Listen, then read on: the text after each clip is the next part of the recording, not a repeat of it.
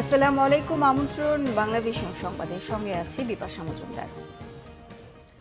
সাবেক প্রধানমন্ত্রী শেখ হাসিনার বিদ্যুৎ, জ্বালানি ও খনিজ সম্পদ বিষয়ক উপদেষ্টা ডক্টর তৌফিক ইলাহি চৌধুরীকে গ্রেফতার করেছে পুলিশ। আজ তাকে আদালতে তোলা হতে পারে। মঙ্গলবার রাতে রাজধানীর গুলশান এলাকা থেকে তাকে গ্রেফতার করে মহানগর গোয়েন্দা পুলিশ ডিবি প্রধান অতিরিক্ত পুলিশ কমিশনার রেজাউল করিম মল্লিক গ্রেফতারের বিষয়টি নিশ্চিত করেছেন। তিনি জানান, তৌফিক ইলাহিকে গ্রেফতার করে ডিবি হেফাজতে নিয়ে যাওয়া হয়েছে। একটি মামলায় তাকে গ্রেফতার দেখানো হয়েছে বলেও জানান। 2009 সাল থেকে তিনি মন্ত্রীর পদমর্যাদায় সাবেক প্রধানমন্ত্রী শেখ হাসিনার বিদ্যুৎ, জ্বালানি ও খনিজ সম্পদ বিষয়ক উপদেষ্টা হিসেবে দায়িত্ব পালন করেছেন।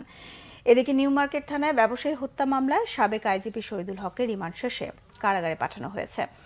ঢাকার মেট্রোপলিটন ম্যাজিস্ট্রেট আলী হায়দার আজ এ আদেশ দেন। বৈষম্য বিরোধী ছাত্র আন্দোলনের কর্মী হাসানকে নিখোঁজের 6 দিন পর খুলনা মহানগরীর লবণচড়া থেকে অচেতন অবস্থায় উদ্ধার করা হয়েছে। তিনি এখন সুস্থ রয়েছেন। খুলনা মেডিকেল কলেজ হাসপাতালে চিকিৎসা চলছে তার। আজ ভোরে লবণচড়ার মদিনাতুল উলুম সুলতানিয়া আহমেদ জামে মসজিদের মুসল্লিরা তাকে অজ্ঞান অবস্থায় দেখতে পায়। পরে লবণচড়া থানা পুলিশ হাসানকে উদ্ধার করে হাসপাতালে ভর্তি করে। হাসানের দাবি, বৈষম্য বিরোধী ছাত্র আন্দোলনের ভেতর অপশক্তির অনুপ্রবেশ ঠেকাতে গিয়ে অপহরণের শিকার হন তিনি। গত বৃহস্পতিবার হাসান নগরীর সোনারাঙ্গায় তার বাসার গলি থেকে নিখোঁজ হন। পরে থানায় 2টি সাধারণ ডায়েরি করেন তার স্ত্রী সাইদা খাতুন। অন্ধকার একটা ঘরে ছিলাম, এইটু জানি আমাকে সরাসরি কিছু বলে নাই, ওরা ফিস করে অনেক কিছু বলা বলে করতেছিল। শারীরিক কোনো টর্চার করে, মানসিক টর্চার। দেখতেছিলাম যে আন্দোলনটা আমরা কষ্ট করে সফল করছি, এর ভিতরে ছাত্রলীগ ঢুকে যাচ্ছিল, বিভিন্ন অনুপ্রবেশ চলছিল। যেহেতু আমি লোকালে সবাইকে চিনি, কে ছাত্রলীগ করছে, কে কোন দল করছে আমি জানি, এই জন্য আমি ওই সকল গ্রুপগুলোকে আমি এক করার জন্য কাজ করছি এবং ছাত্রলীগগুলোকে বাদ দেওয়ার জন্য মূলত আমি কাজ করছি। এই আর কি, এই ছাড়া কিছু। আমার ভাই বদরুল হাসানকে আমরা ফিরে পাইছি, এতে আমরা খুশি, আলহামদুলিল্লাহ সে সুস্থ আছে। অস্থিতিশীল পরিস্থিতির কারণে আশুলিয়ার 22টি পোশাক কারখানা অনির্দিষ্টকালের জন্য বন্ধ ঘোষণা করেছে মালিকপক্ষ। সাধারণ ছুটি ঘোষণা করা হয়েছে আরও বেশ কয়েকটি কারখানায়। তবে বাকি কারখানাগুলোতে কাজে যোগ দিয়েছে শ্রমিকরা। কারখানার মালিকরা জানান, শ্রমিকদের যৌক্তিক দাবিগুলো মেনে নেওয়ার পরেও বেআইনি ধর্মঘট থেকে সরে না আসায় ব্যবসা পরিচালনার অনুকূল পরিবেশ তৈরি না হওয়া পর্যন্ত কারখানা বন্ধ রাখার নোটিশ দিয়েছেন তারা। পরিস্থিতি মোকাবেলায় শিল্পাঞ্চলে মোতায়েন রয়েছে যৌথ বাহিনীর বিপুল সংখ্যক সদস্য। ট্রাফিক দুর্বলতার সুযোগে রাজধানীর প্রধান সড়কগুলোয় দাপিয়ে বেড়াচ্ছে ব্যাটারি চালিত অটোরিকশা। অদক্ষ চালকের এলোমেলো চলাচল, আইন না মানার প্রবণতা, উল্টো পথে চলা হুটহাট রিকশা ঘোরানোর কারণে ঘটছে দুর্ঘটনা। সব মিলিয়ে ঢাকার সড়কে বিশৃঙ্খলার জন্য অটোরিকশাকে দায়ী করছেন অন্যান্য যানবাহন চালকরা। ব্যাটারি চালিত রিকশা চালকদের অভিযোগ, লাইসেন্স না দেওয়াতেই এই অব্যবস্থাপনা। বিস্তারিত জানাচ্ছেন ফারুক বাবু। গণ অভ্যুত্থানের মধ্য দিয়ে ক্ষমতার পালাবদলের পর নড়বড়ে হয়ে গেছে রাজধানীর ট্রাফিক ব্যবস্থা। বিদায়ী স্বৈরাচারী সরকারের সহযোগী অভিযোগে পুলিশ জনরোষের শিকার হয়। এই আঁচ পড়ে ট্রাফিক পুলিশেরও ওপর। 5 আগস্টের পর বেশ কিছুদিন আত্মগোপনে ছিল ট্রাফিক পুলিশ। তবে সপ্তাহ ব্যবধানে পর্যায়ক্রমে কাজে যোগ দিলেও সড়কে নিজেদের অবস্থান সুসংহত করতে পারছে না ট্রাফিক বিভাগ। সেই সুযোগে রাজধানী জুড়ে দাপিয়ে বেড়াচ্ছে ব্যাটারি চালিত রিকশা। খুবই ঝামেলা করতেছে। আপনার হলো যে রাস্তার মাঝখানে চলে যাচ্ছে, যেগুলা ডাইন সাইডে থাকার কথা ওরা বাম সাইডে চলে আসতেছে। রাত্রেবেলা খুবই সমস্যা, কারণ ওরা অনেক সময় উল্টা দিক দিয়ে চলে আসে। ওদের কিন্তু ওইরকম ব্রেক নাই, যে একটা গাড়ি যেমন ব্রেক আছে ওরকম ওদের কিন্তু ওই ব্রেক নেই। ওইরকম ব্রেক করতে গেলে ওটা উল্টে যাবে। ওদের চলার কারণে যানজটটা সৃষ্টি হয়, চলার গতিটা ঠিক না। কোনো ডান বা বোঝে না, কিছু বোঝে না, ঢ্যামঝাম করে ব্রেক করে, সব দিক দিয়ে সমস্যা চলার। রোডের একটা নিয়ম আছে, নিয়ম তো মানতেছে না। আবার ট্রাফিক আইন আছে, ট্রাফিক আইন তো ওরা জানেই না। আগে অলিগলিতে বেশি চললেও এখন প্রধান প্রধান সড়কেও ব্যাটারি চালিত রিকশার উৎপাত বেড়ে গেছে। এর ফলে সড়কে ঘটছে দুর্ঘটনা, বাড়ছে বিশৃঙ্খলা। সম্প্রতি রাজধানীর যানজট বেড়ে যাওয়ার জন্য অনেকেই দায়ী করছেন ব্যাটারি রিকশাকে।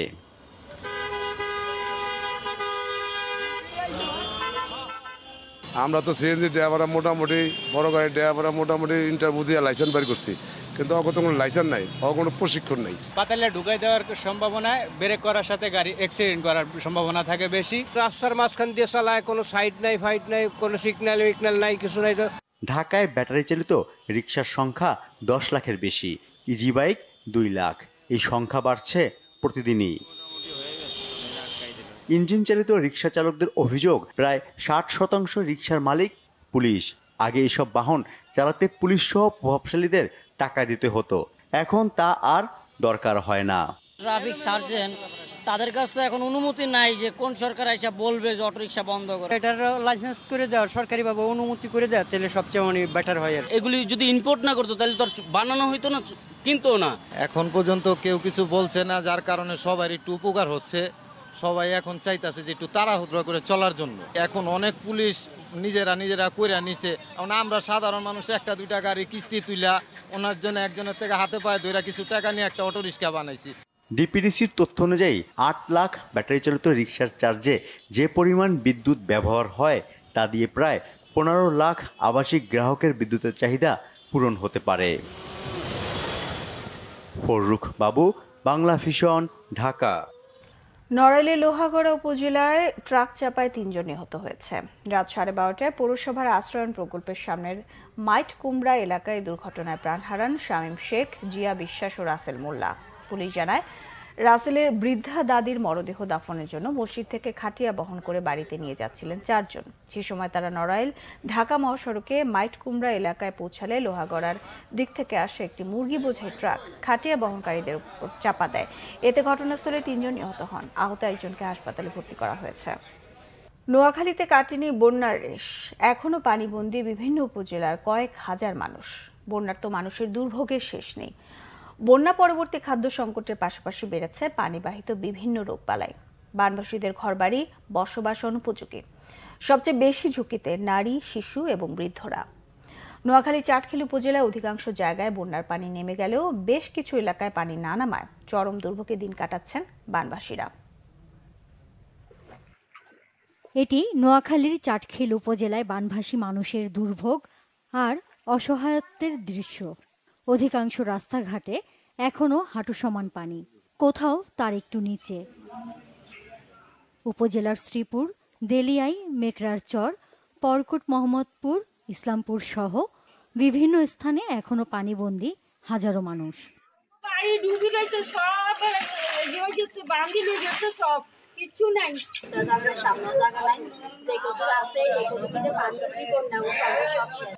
স্থানীয় স্বেচ্ছাসেবী সংগঠনগুলো চেষ্টা চালিয়ে যাচ্ছে দুর্গত মানুষের পাশে থাকতে। কোমর এবং হাঁটু সমান পানি রয়েছে। এই পানিগুলো এখনো স্থিতি অবস্থায় আছে। যে পরিমাণ আমরা আশা করেছিলাম যে পানি কমে যাবে, কিন্তু ততটুকু পর্যন্ত পানি কমে না। এই কারণে আমরা আমাদের উপজেলা প্রশাসন এবং বিভিন্ন রাজনৈতিক ব্যক্তিত্বের দৃষ্টি আকর্ষণ করছি যে আমাদের এই অঞ্চলের দিকে একটু নজর দিন। খিলগামাতলী, ইট পুকুরিয়া এবং বৈকুণ্ঠপুরের অধিকাংশ বন্যা দুর্গত মানুষের পাশে তারা যে মিলে তাৎক্ষণিক তাদের টিমের লোকজন তার নিয়ে ওইখানে হাজির হয়। দ্রুত পানি নিষ্কাশনে উপজেলা প্রশাসন সব ধরনের ব্যবস্থা নিয়েছে বলে জানিয়েছেন উপজেলা নির্বাহী কর্মকর্তা শেখ এহসান উদ্দিন। চাটখিলে আপনারা জানেন যে খালটি রয়েছে, বড় বীরেন্দ্র খাল থেকে শুরু করে বড় খালটি, সেই খালটি বেশ কিছু অবৈধ স্থাপনা এবং ময়লা আবর্জনাতে ভাগাড়ে পরিণত হয়েছে, যার কারণে এই পানিগুলো নামতে সময় লাগছে। আমরা ইতিমধ্যে এগুলো নিয়ে কাজ শুরু করেছি। 18 তারিখ থেকে স্কুল কলেজগুলো খোলার কথা থাকলেও যেই সকল এলাকাগুলোতে পানি রয়েছে এবং যাদের বাড়িঘর এখনো ডুবে রয়েছে, সেই সকল পরিবার এখনো আশ্রয় কেন্দ্রে অবস্থান করতে পারবেন। বন্যার্তদের পাশে দাঁড়ানোর পাশাপাশি তাদের পুনর্বাসনের দাবি জানিয়েছেন ভুক্তভোগীরা। Naznin Akter, Bangla vision, news desk. দেশ, গণতন্ত্র আর আইনের শাসন প্রতিষ্ঠায় ভোটারদের ডেমোক্রেটিক পার্টির পাশে দাঁড়ানোর আহ্বান জানিয়েছেন যুক্তরাষ্ট্রের আসন্ন নির্বাচনে দলটির প্রার্থী কমলা হ্যারিস। প্রতিদ্বন্দ্বী ডোনাল্ড ট্রাম্পের বিরুদ্ধে 90 মিনিটের প্রথম টেলিভিশন বিতর্কে অগ্রাধিকার পেয়েছে অর্থনীতি, গণতন্ত্র, অভিবাসন, ইউক্রেন এবং গাজা যুদ্ধ। বিতর্কের শুরুটা হয় অর্থনীতি প্রসঙ্গে। ধনীদের সুবিধা দেয়া আর কর ছাড়ে ট্রাম্পের অতীত নজির টেনে ভোটারদের সতর্ক করেন কমলা। জানান, 16 জন নোবেল বিজয়ীর আশঙ্কা, ট্রাম্পের পরিকল্পনার বাস্তবায়নে মূল্যস্ফীতি বাড়বে, কমবে না। ট্রাম্পের দাবি, অর্থনীতি পুনরুদ্ধারে কমলার কোনো পরিকল্পনা নেই। করোনাকালে টালমাটাল অর্থনীতি সামাল দেওয়ার কৃতিত্ব নিয়েছেন ট্রাম্প। জানান, ভেন্টিলেটর, মাস্ক, টিকা সহ চিকিৎসা সরঞ্জাম দেশের চাহিদা মিটিয়ে বিশ্বব্যাপী সরবরাহ করে করোনা মোকাবেলায় অগ্রণী ভূমিকা রেখেছে যুক্তরাষ্ট্র। রাজনৈতিক প্রতিপক্ষকে হয়রানি করতে বিচার বিভাগের অপব্যবহার আর জনসভায় অংশগ্রহণকারীর সংখ্যা নিয়ে পাল্টাপাল্টি অভিযোগ তুলেছেন তারা। মার্কিন কংগ্রেসের ট্রাম্প সমর্থকদের হামলার নজির টেনে মুখ্য মাথা টানেন কমলা। বলেন, নির্বাচনের ফলাফল বিপক্ষে গেলে দেশের রক্তগঙ্গা বয়ে দেওয়ার হুমকিও দিয়েছেন ট্রাম্প। সুরক্ষিত নিরাপদ ভবিষ্যতের জন্য ডেমোক্রেটিক পার্টিকে সমর্থনের আহ্বান জানান কমলা। বিক্ষুব্ধ সমর্থকদের কেন সহজেই ক্যাপিটালের ভেতরে ঢুকতে দেওয়া হলো সেই প্রশ্ন তুলেন ট্রাম্প। দাবি করেন 2020 সালের নির্বাচনে কারসাজি করে হারানো হয়েছে তাকে। বলেন, অভিবাসীদের উপর ভর করে নির্বাচনে বিজয়ী হওয়ার অপচেষ্টা করে ডেমোক্রেটরা। এই জন্য সীমান্ত বন্ধ করা বা অভিবাসন আইন কঠোর করতে চায় না ডেমোক্রেটিক পার্টি। এ ছিল এখনকার মতো। পরের সংবাদ বেলা 12টায় দেখার আমন্ত্রণ রইল। এছাড়া বাংলাভিশন সংবাদ ও সংবাদ সংশ্লিষ্ট অনুষ্ঠান দেখতে ভিজিট করুন www.bbnews24.com ও facebook.com/banglavishnnews। সাবস্ক্রাইব করুন youtube.com/banglavishnnews। সঙ্গে থাকায় ধন্যবাদ সবাইকে।